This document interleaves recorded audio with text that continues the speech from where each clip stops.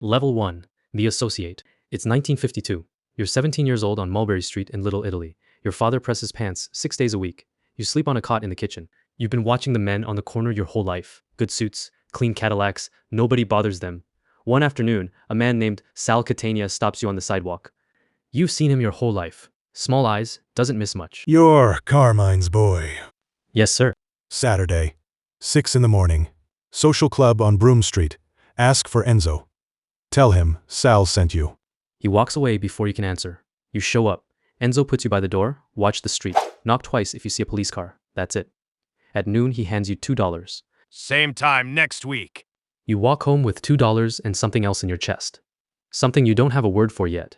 You'll be back Saturday. You already know it. Level 2. The Connected Guy. 2 years pass. You're 19. You've been running errands. Envelopes, cars, lookout work. You never ask what's inside. You're never late. Enzo introduces you to his capo, Danny Corso. Everyone calls him Danny Hooks. He hands you a paper bag. $30,000. Flatbush Avenue. Man named Vinny Scotto. You ring the bell, you hand it over, you come straight back. You don't stop. You don't look inside.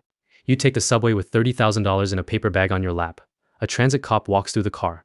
You look at him the way you look at any stranger. He keeps walking. You make the drop. You come straight back. 3 weeks later, a detective shows up at your mother's apartment, sits at her kitchen table, drinks her coffee, says your name came up in connection with a fight on Canal Street. Says, if you talk, everything goes away. You fold your hands on the table. I don't know what you're talking about. I was home that night. He leaves. You wait until you hear his car pull off. Then you go to the phone and call Enzo. The next morning, Danny Corso shakes your hand. First time he's ever touched you. Good kid.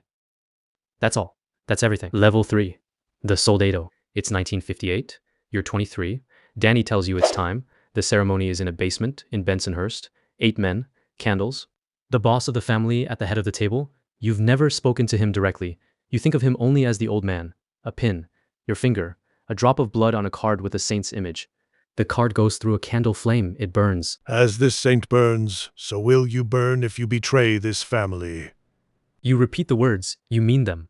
Every man in the room kisses you on both cheeks. You are straightened out. You are a soldato. Your first job is to collect from a restaurant owner in Park Slope named Fortunato. Fortunato starts talking the second he sees you.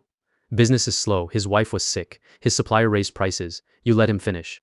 Mr. Fortunato, the amount is the amount. You have until Friday. He pays Thursday. You never raise your voice. That's what the oath gives you. Not a weapon. Authority. The kind that doesn't need to explain itself. You feel it every day. You also feel what it cost. You're in it now. All the way in. Level 4. The Capo. It's 1966. You're 31. Danny Corso dies of a heart attack in April, and the old man gives you his crew. 11 men. Some of them are older than you. Don't let that bother you and don't let it show. You make money. You keep your men out of trouble. You kick up what you owe. Don't come to me with problems. Come to me with solutions.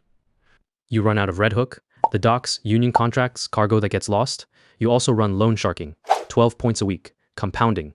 Managing the money is easy. Managing the men is not. A kid named Carmine Jr. tells a woman at dinner that he's connected. Someone in the restaurant hears it. It gets back to you in 48 hours. You call him in. You don't raise your voice. Next time something comes back to me that came out of your mouth, you won't be sitting in that chair. He understands. The money flows up. Every month a significant envelope. Never late. You have a house in Staten Island. Your kids go to Catholic school. On Sundays you go to Mass. But you don't sleep the way you used to. There's always a man in your crew who wants more. Always pressure from above to produce. Always other crews circling the edges of what's yours. The weight never lifts. You just get stronger. You don't know yet if that's a good thing. Level 5. The Consigliere. It's 1974. You're 40. The old man is gone. His son Dominic sits in the chair and he chooses you as his Consigliere. You no longer have a crew. Your job is to think. When there's a dispute between capos, and there is always a dispute between capos, they come to you first. You hear both sides. You recommend. Dominic decides. The family is deep into construction. Manhattan is a building site. Union contracts worth tens of millions. You manage the relationships. Developers, union officials, city inspectors. You're in every room and on no paper. But the paranoia is settling in. It didn't come all at once. It crept in like water under a door. A capo named Ferrante meets with someone you don't recognize near a phone booth in Queens. Twice in 1 week. A federal car, beige, government plates, sits half a block from the social club 3 Tuesdays in a row. You start saying less. You ask questions instead of giving answers. You let other men's words fill the air. Trust is a door you leave open in your chest. A door left open in this life is an invitation for a knife. You go to Mass every Sunday. You confess to a priest who has the wisdom not to ask what he doesn't want to know. You are the most powerful man most people have never heard of. And you know that the moment someone hears of you, your power begins to decay. Level 6. The boss. It's 1981. Dominic has a stroke. The administration meets for 6 weeks in different locations, windows covered, a man at every door. They choose you. The family is yours. You pour a glass of water, you drink it, you set it down. I accept. You hold court 3 mornings a week at a restaurant in Howard Beach. Same breakfast every time. Eggs, toast, coffee. Men come with disputes, proposals, their hands out. You never ask for anything directly, you suggest, you imply. The men in the room are experienced enough to understand. They go and do what was implied. Once a year, the commission, the heads of the 5 New York families, Chicago, Philadelphia, Detroit, men you've known for decades. The meeting is courteous and dangerous in equal measure.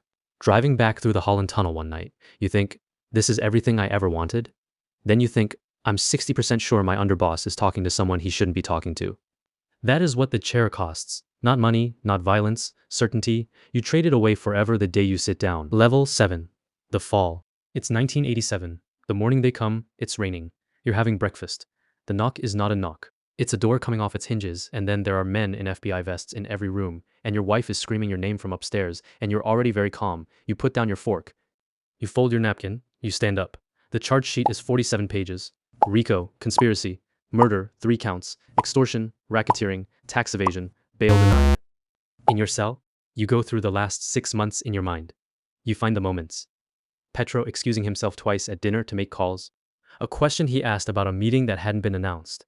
The look on his face when you mention the commission not hearing news, confirming it. You understand, the trial takes 8 months. Petro testifies for 4 days. He never once looks at you. Guilty on all counts. 45 years, no parole. The bailiffs take you, the doors close. You think about the basement in Bensonhurst. The burning card. The oath. You remember meaning it? Level 8. The end. It's 2003. You're 68 years old. Federal Correctional Complex, Marion, Illinois. You've been here 15 years. Your cell is 8 by 10. A shelf of books. A photograph of your wife who died in 1999. You were not at the funeral. They wouldn't allow it. Your children changed their names. They live in different cities. Your oldest son, you don't discuss your oldest son. The family still exists. A new boss sits in the chair. He's making mistakes you wouldn't have made. He'll pay for them the way everything in this life gets paid for. You never talked. Not to the FBI, not to the prosecutors, not in exchange for anything. You watched men who did. Shorter sentences. New names, new towns. You don't know if they made the right choice. You know it wasn't one you could have made. One morning in November, you lie on your bunk in the dark before the lights come on, and you think about Mulberry Street in 1952. Sal Catania stopping you on the sidewalk. $2 in your pocket. Something in your chest you didn't have a word for. You were 17. The world was waiting. You made your choice. And the truest, most terrible thing about you is that you would make it again. 6 months later, you die of cardiac arrest in the prison infirmary. No announcement. No obituary. The family sends no flowers. It would draw attention. A young priest comes. He reads the prayers in Latin. He doesn't know your name from any newspaper. Outside on Mulberry Street, the city goes about its business. The machine doesn't stop. It never stopped for anyone. Level 9, the cycle. It's 2003. A boy stands on a corner on Mulberry Street watching a black Cadillac idle at the curb. He's 16. His father isn't home much. School is something that happens to him. The men by the car are well dressed. Nobody bothers them when they move through a crowd. The crowd moves first. One of them, older, 50s, a face that's seen everything, glances at the boy. The boy holds the look. Steady, hungry. The old man looks away, but he saw the boy. And the boy knows he was seen. The boy decides to be here tomorrow. This is Cosa Nostra. You don't retire. You don't escape. You survive as long as you can. And when your time comes, the machine doesn't stop. It never stops.